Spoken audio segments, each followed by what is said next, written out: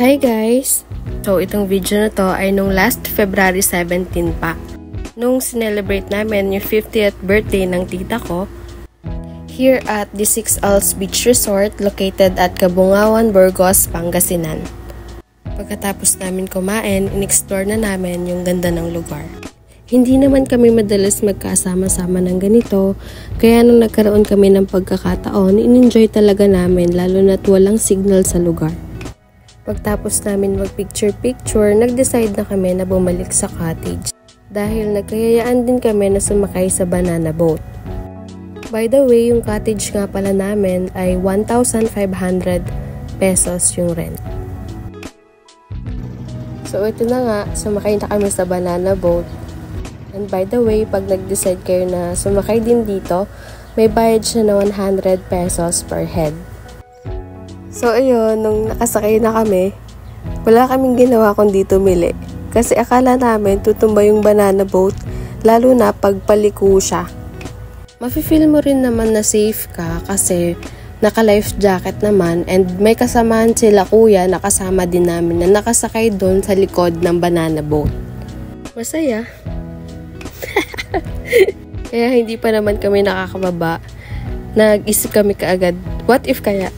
Kung sumakay kami ulit, then sa pangalawang pagkakataon, ipatumba namin yung banana boat. And para mapuntahan din namin yung kabilang pangpang na may death pool, which is yung Mary Hill nga. Then ayun, pagkababa namin, nagpahinga lang kami. And then, nakakatawa lang kasi yung dalawang magkabilang cottage, nagpapaligsahan sila sa videoke. So, ito na nga, yung pangalawang beses na sumakay kami sa banana boat. Una, nagpahinto muna kami dun sa may death pool sa Mary Hill.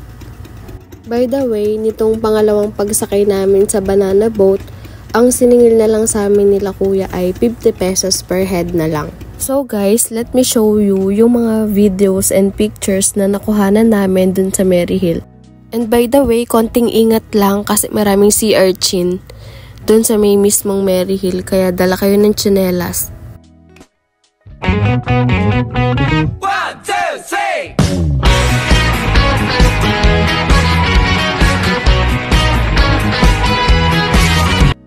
So dito, nung nasundo na ulit kami nila kuya, pauwi na kami dyan. Medyo kabado lang kasi sabi namin kila kuya na ipataob yung banana boat pag medyo malapit na kami sa pangpang.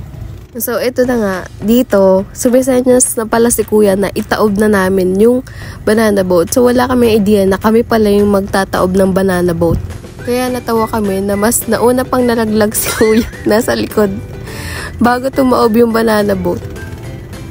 So ayun, pagkahulog namin dyan, lumangoy na kami pabalik din sa pangpang. Ayan, pagkabalik sa pangpang, nagbanlaw lang and then inayos na namin yung mga gamit namin pa uwi. Ayun lang, sana nag-enjoy kayo. See you on my next vlog. Bye!